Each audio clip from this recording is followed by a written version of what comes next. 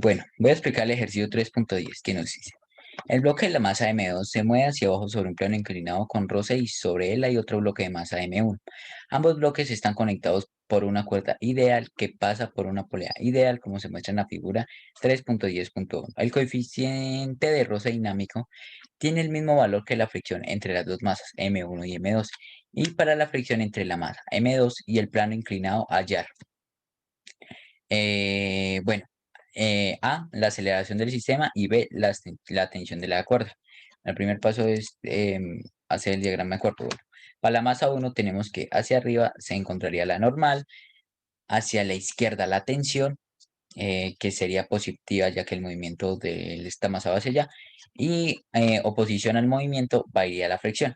Existen componentes tanto en el eje X como en el eje Y, en el del peso, que serían pues las que se encuentran acá. ¿Sí? Y para la masa 2 tendríamos que para arriba estaría la normal, hacia la izquierda estaría la fuerza de rozamiento, la tensión y el peso. Este peso se toma como positivo en el eje X, la componente del eje X, porque pues se está moviendo hacia este lado. Y pues también tiene componente en el eje Y, y pues la tensión sería negativa y la fricción negativa. Listo. Bueno, para la masa 1 y encontrar la aceleración, se hace la sumatoria de las fuerzas en X, que iría la tensión menos la fricción menos el peso 1 de X igual a la masa por la aceleración. Masa 1 por la aceleración porque pues se está moviendo en ese eje. Para el eje Y tenemos que la normal menos el peso 1 en Y. ¿Por qué el peso 1 en Y? ¿Por qué significa el peso 1 en X y qué significa el peso 1 en Y? Peso 1 en X, según el ángulo, como se tome, sería seno del ángulo por masa 1 por gravedad. Y en Y sería coseno del ángulo por masa 1 por gravedad. En la masa 2 tendríamos la fuerza sumatoria de fuerzas en X, ya como dije antes, la tensión negativa menos la fricción más el peso 2 en X igual a la masa 2 por la aceleración. Y en el eje Y estaría la normal menos el peso 2 en Y igual a cero. Estos pues tendrían estos mismos valores, pero lo único que varía,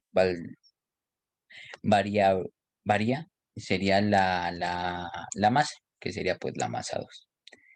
Listo, ya teniendo estas dos ecuaciones, que sería la ecuación número 1, que es esta de acá arriba, y la ecuación número 2, que es esta, las colocamos para el sistema de ecuaciones y pues al solucionarlo nos daría que menos 2 veces la fricción. Estas tensiones se cancelan. Menos 2 veces la fricción, menos el peso 1 en X, más el peso 2 en X, y es igual a la aceleración por la masa 1 más la masa 2, factor de eso. Entonces, pues como esto está multiplicando, pasa a este lado a dividir. Entonces queda menos 2 veces la fricción menos el peso 1 en X más el peso 2 en X sobre la masa 1 más la masa 2, y eso es igual a la aceleración. Esa sería la formulita que tendríamos para hallar la aceleración. Si tuviéramos esos valores, podríamos hallar el valor específico.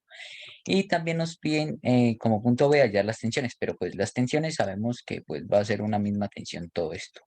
Entonces, pues lo único que se tendría que hacer sería o en la ecuación 1 o en la ecuación 2 reemplazar la aceleración por la ecuación que acabamos de encontrar y pues empezar a despejar para así encontrar la tensión. Gracias.